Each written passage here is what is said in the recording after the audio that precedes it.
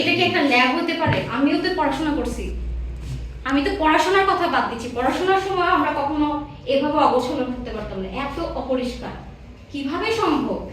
এটা তো একটা টেস্ট করার রুম, এখানে কিন্তু এই যে আমরা যেভাবে ঢুকছি এভাবে ঢোকার, কিন্তু আমরা এখানে ঢুকতে বাধ্য হয়েছি, এভাবে তো ঢোকা যাবে। এগুলো কিভাবে থাকে? এটা এই পেপারটা কিভাবে রাখতে হয় আপনি জানেন? উনি জানে এটা এভাবে রাখে, এভাবে থাকে এটা? আপনি আমাকে কয়টা শেখাবেন? আপনি আমাকে কয়টা বলবেন যে এটা বলেছে ম্যাডাম, এটা সরি, ওটার জন্য মাফ করতেছি, কয়টা বলবেন? রিএজেন্ট যদি চলে যায় এটা কি টেস্ট হচ্ছে আপনি আমাকে বলেন?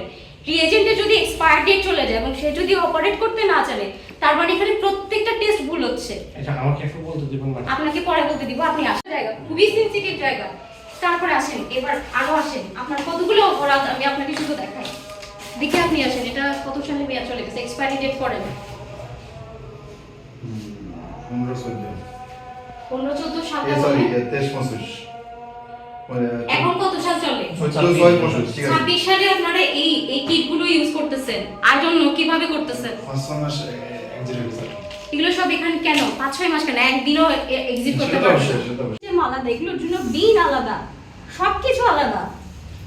আপনার ক্লিনার কোথায়? এভাবে কেন? এটা কি এইভাবে কি এই রুমটার একটা ব্যাটসম্যান আসছে, বুঝতে পারতেছেন আপনি? এটা কি? এটা কি কোনো ডক্টরের রুম হইতে পারে? এটা কোনো রোগীর বেড হইতে পারে? এটা গেল খুব সম্ভবত এটা। দেখেন এটা ডেট কবে চলে গেছে, আপনি করেন কয়টা, আপনি দেখেন, উনি তো বুঝতে পারেন না কত সালে গেল।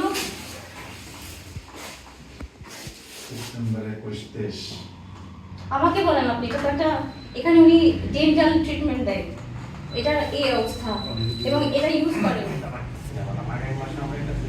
না আপনি চেঞ্জ করার আগে আমি লিখে দিব, না না আপনি চেঞ্জ করার আগে আমি ডিজি বরাবর লিখে দিব, সবগুলো ভিডিও করে রাখছি না, আমি ডিটেইলস করে পাঠাবো। দেখেন এটা সমস্যা না ম্যাডাম, আমরা না আপনারা